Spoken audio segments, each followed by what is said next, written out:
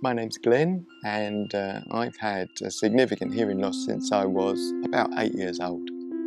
It's quite a steep learning curve for Shona, I think, in terms of deaf awareness, and she's had the patience of a saint, to be perfectly honest, and she still has, in order to get my attention when she speaks to me.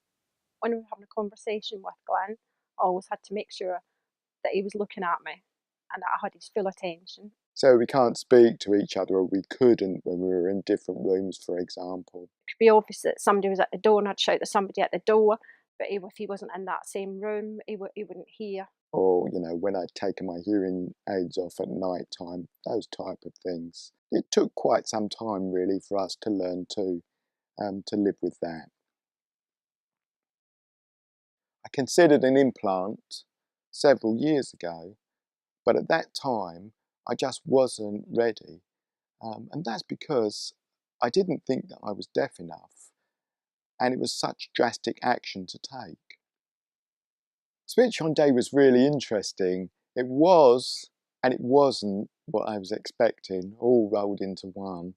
When I was switched on, we went through the pure tones, and I could hear all of those tones. That was really exciting, but they were just tones.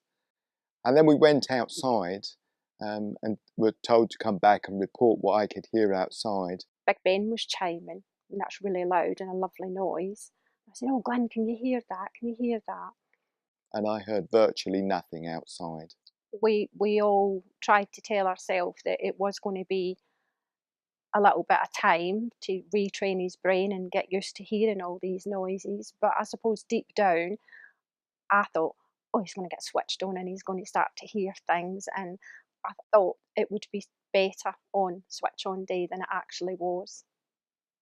On day one, when we got home, I put the radio on and it was awful.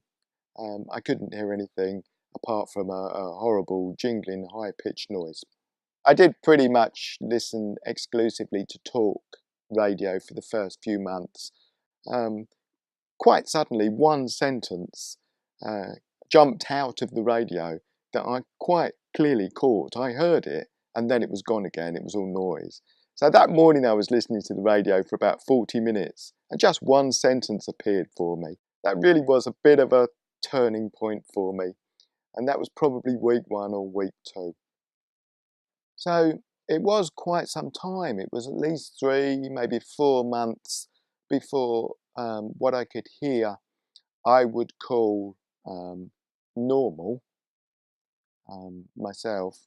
Before that time, for the first few months, I had an overlay of sound which was almost like being in a big bird cage where there were loads of birds cheeping. And all of that sound was real sound that my brain couldn't pigeonhole. It couldn't determine where it was coming from. And I had to hear through that sound almost in order to pick things out. That was quite frustrating. And I was hoping that might clear up quicker than it did. But it did take 3 or 4 months for that to happen. And I have questioned why the radio has become a focal point. But when you think about it, there's nothing wrapped around the radio. There's no visual clues. You either hear it or you don't hear it. In other bits of your life, all the other things that you're used to relying on, the visual clues and the topic of conversation, it's difficult not to do them. Slowly, I'm learning not to do them, but it's still very difficult not to do those things, and they override the trust that you have in what you're actually hearing. And I think when you get your head round what the brain is doing to rewire itself, and what you're doing to help it to trust what you're hearing, trust the information it's giving you, when you get that, really, it just makes you much more comfortable and positive about the journey that you're on and about the time that it's going to take for that to happen.